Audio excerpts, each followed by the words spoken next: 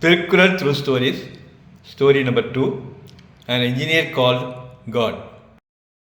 Meeting a friend after a long gap is always a pleasure. Meeting him at an unexpected place will add a surprise element to that pleasure. I experienced this feeling when I met Ilungo in a temple. Ilungo had been my classmate in the school, but we parted ways after completing the schooling. He went on to study engineering. I chose to study accounting and became a chartered accountant. During our school days, Ilungo was a non-believer. In fact, he was a rabid atheist.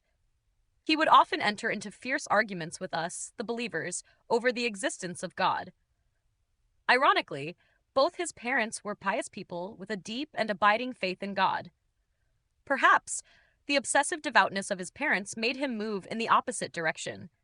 Encountering him in a temple was, therefore, an unexpected event. We saw each other while being inside the temple, recognized each other, and silently exchanged greetings through inconspicuous gestures. We didn't want to talk while we were inside the temple. When I came out of the temple, I saw Ilungo waiting for me near the entrance. Even before asking him about his career and family, I couldn't resist the curiosity to ask him how he became a believer. Studying engineering has been a revelation to me, explained Ilungo. Scientists and engineers have invented a number of machines, devices, and systems using the power of electricity, hydraulics, and other sources of energy. I was amazed at the intricate and thoughtful design of systems. This made me wonder about nature. How many wonders we have in nature! Look at the earth, oceans, trees, mountains, rivers, and other elements of our ecosystems. What an excellent system does a plant have to draw in water and nutritional elements needed for its growth.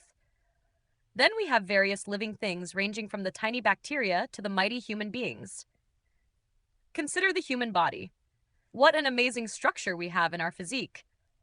There is a pump that works non-stop, with no electricity to power it, pumping in and pumping out blood from our heart. Air is sucked in as if by vacuum. Oxygen in the air is used up by the blood, and the waste air is pushed out. We have an incredibly amazing network, our nervous system, comprising millions of nerves, each wired to the brain, and with each nerve assigned a specific function. There are innumerable blood vessels supplying blood needed for the functioning of the body parts.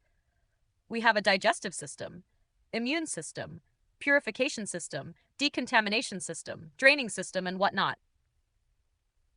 I began to wonder how such an amazing system could have come into being without someone designing and structuring it. The person who has accomplished this should be a master engineer and a craftsman par excellence, with skills surpassing the combined skills of all the engineers and scientists in the world. So how can I fail to recognize the existence of such a great engineer and accept him as God? Call him by whatever name you want, but you are not being rational if you refuse to accept that there is a cause behind all these creations. I realized that my friend Ilungo, the rational thinker he is, had made use of his rationality to think logically and perceive the existence of a superior being as the cause of all creations. Section 1, The Path of Virtue, Chapter 1, In Praise of God. Verse number 2 in Tamil.